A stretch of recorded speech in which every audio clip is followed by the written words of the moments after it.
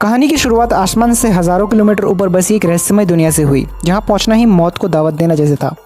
फिर भी कुछ सैनिक अपनी जान दांव पर लगाकर वहां तक पहुंचे, लेकिन अगले ही पल उनका सामना उस दुनिया के सबसे खतरनाक और विशाल राक्षस से हो गया। जैक ने उसकी आहट महसूस की और तुरंत पानी में सिर डुबोकर छिप गया। तभी उसके सामने एक विशालकाय पैर दिखाई दिया, जिसके पास खड़ी भेड़ें डरकर भागने लगी। तभी राक्षस ने एक भेड़ को पकड़कर कच्चा ही निगल लिया। ये खौफनाक नज़ारा देखकर जैक बुरी तरह घबरा गया। उधर पेड़ के पीछे छिपा एक सैनिक पीछे मुड़कर राक्षस को देखने लगा, लेकिन तभी राक्षस ने नाक सिकोड़कर उसकी गंध पहचान ली। डर के मारे सैनिक फिर से पेड़ के पीछे छुप गया, पर राक्षस बड़े बड़े कदमों से उसकी ओर बढ़ने लगा।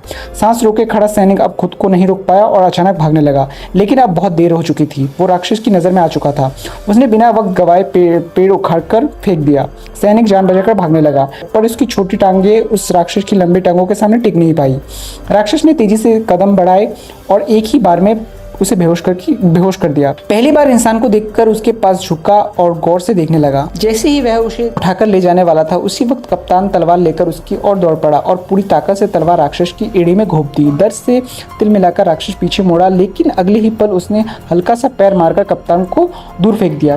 फिर उसने अपने पैर में फंसी तलवार निकाली और दोनों सैनिकों को उठाकर खाने के लिए ले गया। दूर खड़ा जैक ये सब देख रहा था। उसी पल उसे एहसास किया कि वह यहाँ आकर कितनी बड़ी गलती कर चुका है। दरअसल कुछ समय पहले जैक को एक पादरी की मदद से कई जादुई बीज मिले थे, लेकिन जैसे ही उसकी गर्लफ्रेंड जो कि राजकुमारी थी जब जैक से मिलने आई, तभी इन बीजों में से एक बीज पानी के संपर्क में आते ही तेजी से बढ़ने लगा, जिससे अचानक पूरी लकड़ी का घर जोर जोर से हिलने लगा और नीचे से अजीब डरावनी आवाज आने लगी। दोनों डर के मारे वहां से हिल भी नहीं सके और तभी अचानक जमीन फट गई और एक विशाल बेल घर को चीरते हुए आसमान की ओर बढ़ गई।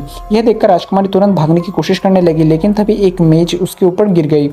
जैक उसे बचाने के लिए आगे बढ़ा, लेकिन तभी बेलों ने उसे उछालकर घर से बाहर फेंक दिया।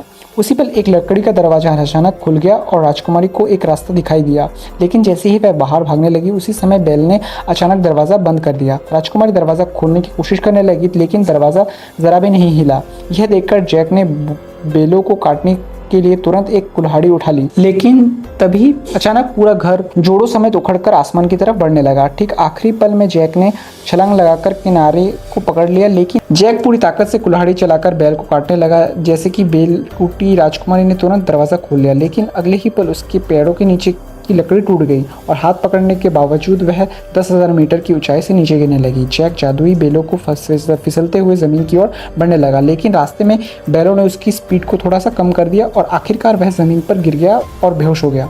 लेकिन राजकुमारी की किस्मत इतनी अच्छी नहीं थी क्योंकि बेल उसे अपने साथ आसमान की दूसरी तरफ ले गया। अगली सुबह जैक घबरा कर जागा और देखा कि सामने राजा खड़ा था, राजकुमारी को ढूंढ रहा था। यह देखकर जैक के होश उड़ गए और मजबूरी में पूरी बात उसने राजा को बता दी। जब जैक ने आसमान की ओर इशारा किया, तभी सभी ने देखा कि एक विशाल बेल सीधा आसमान को चीरती हुई ऊपर जा रही थी। जैसे ही राजा को ऊंचाई का पता चला, उसने बिना एक पल लगाए सैनिकों की एक टुकड़ी जैक के साथ राजकुमारी को बचाने के लिए भेज दिया। जल्द ही सब लोग उसी बेल के सहारे ऊपर चढ़ते हुए बादलों के पार पहुंच गए।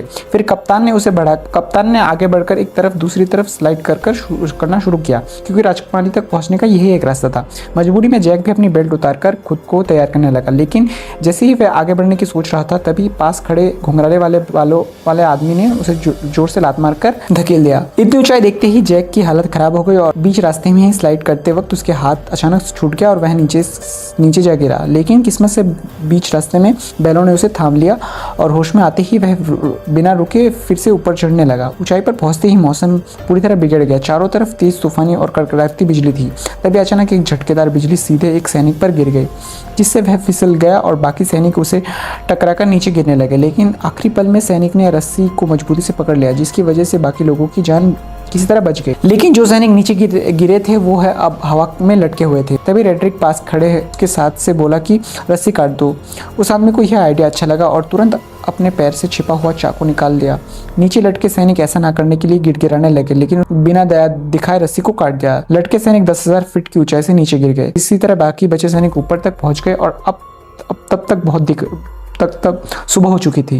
जैक ने जैसे ही पीछे मुड़कर देखा, तब वह पूरी तरह हैरान हो गया, क्योंकि बादलों के ऊपर एक विशाल दुनिया मौजूद थी और एक नज़ारा देखकर सब लोग उस तरफ बढ़ने लगे। तभी कप्तान को जमीन पर ताज़े पैरों के निशान दिखाई दिए, जिससे उसे अंदाजा लगा कि राजकुमारी नीचे नहीं उतरी बल्कि यहीं कहीं है। जब सब लोग गुफा से बाहर निकले, तभी सामने का नज़ारा देखकर कप्तान दंग रह गया, क्योंकि यह दुनिया उम्मीद से कहीं ज़्यादा विशाल थी। सभी लोग तभी उनकी नज़र पैरों की टहनियों पर पड़ी। उन्हें वहाँ राजकुमारी के छोड़े हुए निशान मिले। उसी दौरान जैक को ज़मीन पर मिल गई जो उसने राजकुमारी को दी थी। तभी से उन्होंने अंदाज़ा लगाया कि राजकुमारी को कोई खतरनाक जीव उठाकर ले गया है। इसके बाद सभी लोग 2 टीमों में बट गए और अलग अलग दिशा में राजकुमारी को ढूंढने निकल पड़े। रास्ते में जैक और उसके साथी एक नदी के पास पहुंचे जहां उन्होंने मोटी ताज़ी भेड़ों का झुंड दिखाई दिया।